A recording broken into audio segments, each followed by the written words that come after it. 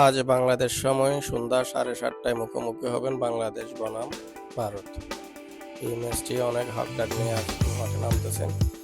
দেখা যাক মাঠের রেজাল্ট কি আসে। হামজা চৌধুরী কিন্তু মানিয়ে নিয়েছেন বাকি সকল প্লেয়ারদের সাথে। সবাই মুখিয়ে আছে আজকে খেলার ফলাফলের জন্য। সাউথ এশিয়ার মধ্যে হামজা চৌধুরী হচ্ছেন নাম্বার 1 প্লেয়ার। ইন্ডিয়া থেকে তাদের শুনেছি যে জনগণের মোকাবেলায় দেখা যাক